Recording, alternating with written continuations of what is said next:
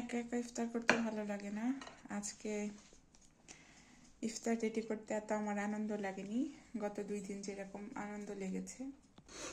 তারপরও সাথে যেহেতু বাচ্চা আছে তো করতেই হবে।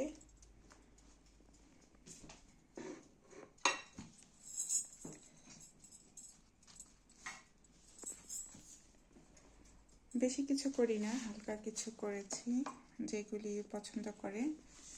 আর এটা হচ্ছে আমাদের বাংলাদেশি জাম্বুরার যে টেস্ট, এটা হচ্ছে সেই টেস্ট পাওয়া যায়। এটা খেতে খুব ভালো লাগে।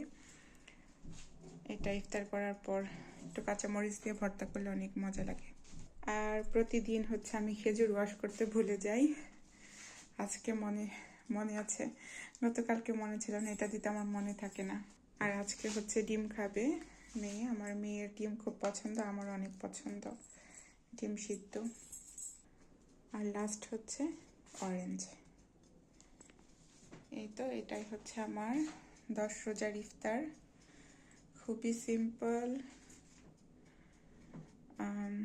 হেলথি। আসলে সিম্পল না, আল্লাহ আসলে যার রিজিকে যেটা রেখেছে সেটার জন্যই শুকরিয়া আদায় করতে হয়। আমি যেটুকু আয়োজন করেছি হয়তো অনেকের এটুকু করতে পারে না, আবার অনেক আছে যে এর থেকে অনেক বেশি কিছু করে, টেবিল ভর্তি ইফতার রাখে।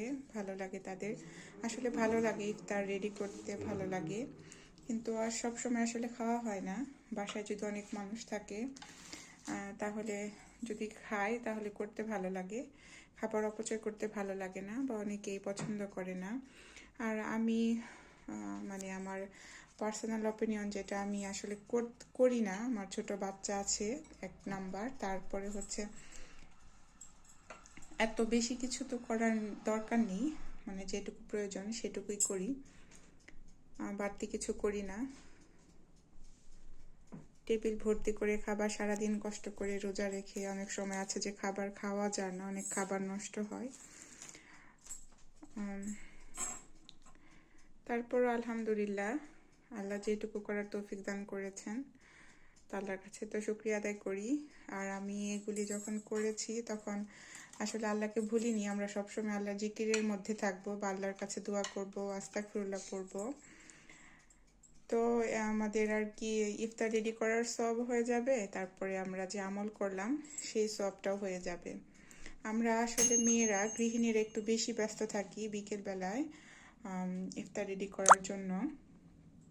তখন আমরা আসলে মনে মনে দোয়া করতে পারি, এটাতে আমাদের আসলে 2টা সওয়াব একসাথে হয়ে যায়, আমলও হয়ে যায়, তারপরে বাসায় পরিবারের সবার জন্য যে ইফতার রেডি করার সওয়াব আছে সেটাও হয়ে যায়।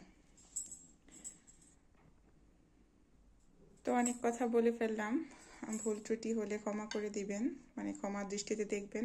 আর এই তো আমার রেডি হয়েছে, এখন বাচ্চাদেরকে উপর থেকে আমি নিচে নিয়ে আসবো। আর হাতে বেশি সময় নেই, আর 30 মিনিটস আছে, তো বাচ্চাদের রেডি করতে আসলে সময় হয়ে যাবে।